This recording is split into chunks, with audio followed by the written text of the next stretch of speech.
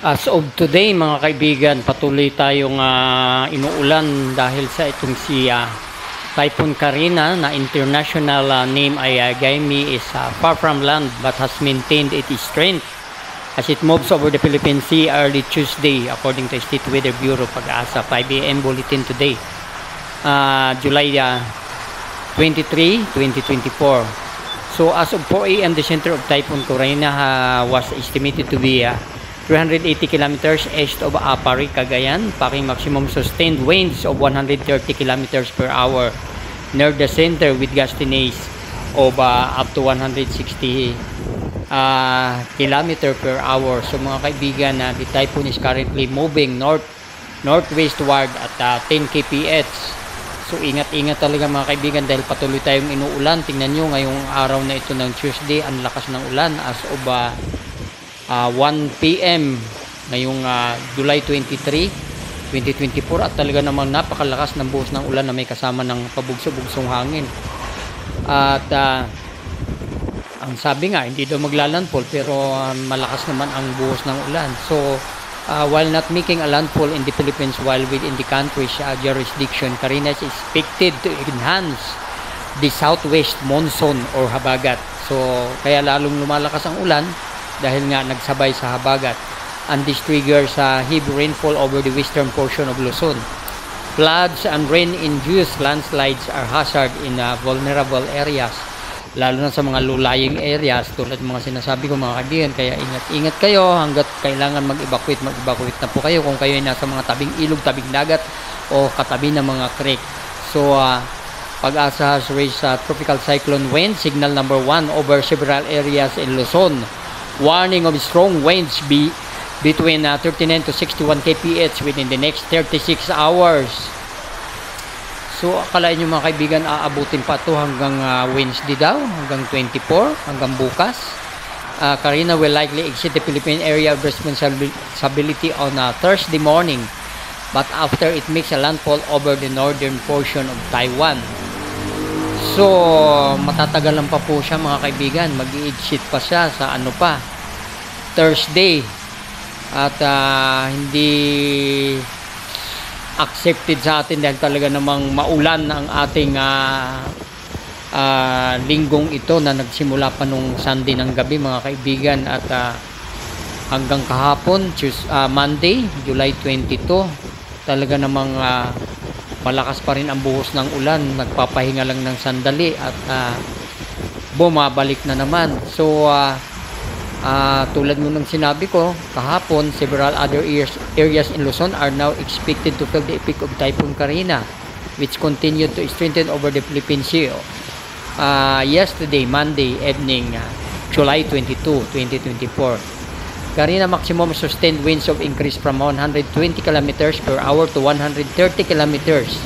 See the Philippine Atmospheric, Geophysical and Astronomical Services Administration Pag-asa in briefing past 11 PM on Monday.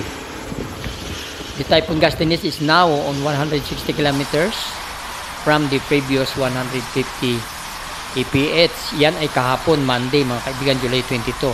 So Pag-asa said Karina may reach its peak intensity within 2 days and rapid intensification within the forecast period remains likely.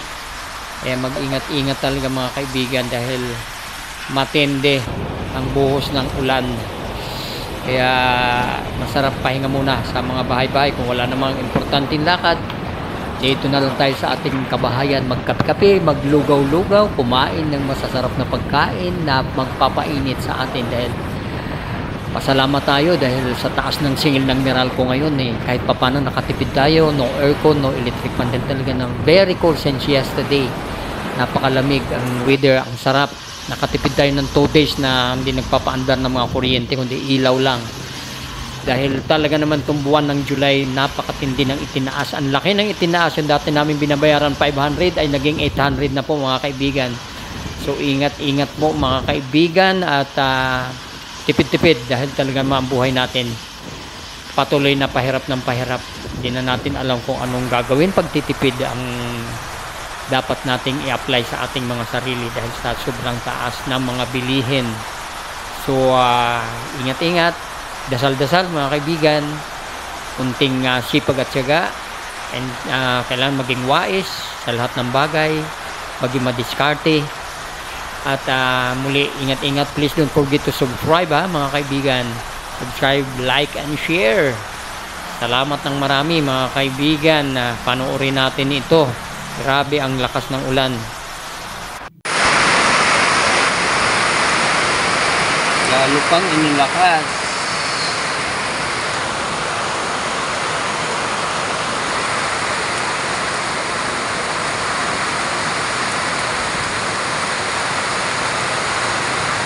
Grabe mga kaibigan, day 2 of Typhoon Corina. Ngayon may kasama ng hangin. Nag-start to nung Sunday night. It keeps on raining till yesterday, suna ng Pangulong Ferdinand Marcos. And then today, Tuesday, still it keeps on raining. So marami na talaga mga binabaha ngayon, lalo na yung mga nasa low-lying areas mga kaibigan. Kaya ingat-ingat po kayo. Matindi na itong ulan na to.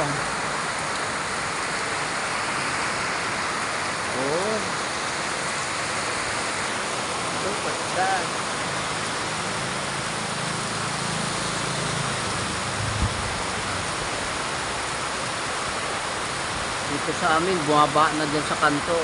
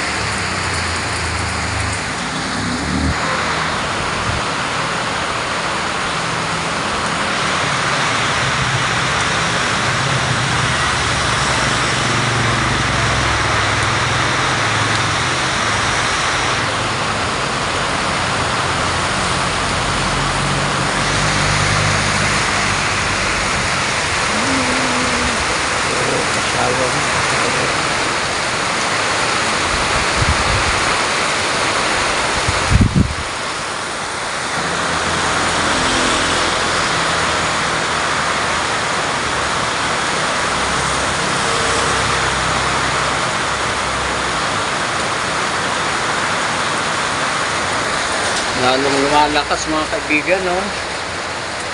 Ingat-ingat po, talaga namang napakalakas ng buhos ng ulan, no? Nag-overflow na yung tubig sa drum. Super lakas po mga kaibigan ang buhos ng ulan ngayong araw ng Tuesday, mas matindi sa kahapon. Talagang nga yatang nagkatotoo na yung sinasabi nilang La Nina. Kaya talagang ingat-ingat mga kaibigan. Grabe, napakalakas ang ulan. Matindi ang buhos. Meron ng baha dito sa amin bumabaha na talaga namang malakas. Mga kaibigan, ang lakas, nag-overflow na. Wow,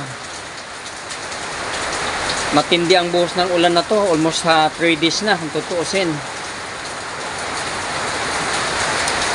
What a rain, very strong rain.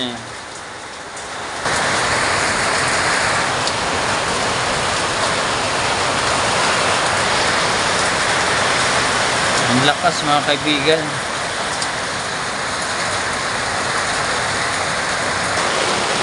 Tingnan nyo mga kaibigan, baha na dito sa amin.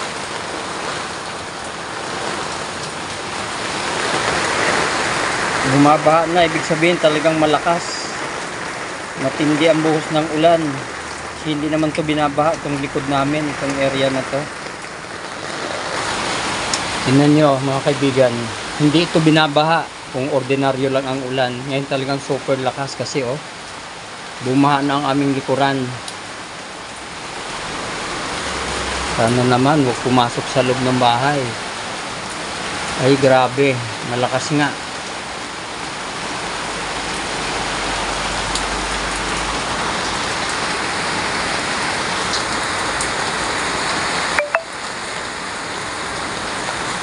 Malakas talagang ulan mga kaibigan. Malakas ang buhos, ang tagal pati. Almost 1 hour na to na nagtutuloy-tuloy siya, walang pahinga. Unlike yesterday, nagpapahinga po siya. After a few minutes, nagpapahinga and then babalik uli. Pero ngayon tuloy-tuloy, matindi, malakas ang ulan. Kaya nagpabaha na dito o bumaha mga kaibigan. No? Ayan ang prueba. Talagang hindi dapat na binabaha to. Ibig sabihin pag binaha to talagang super lakas na.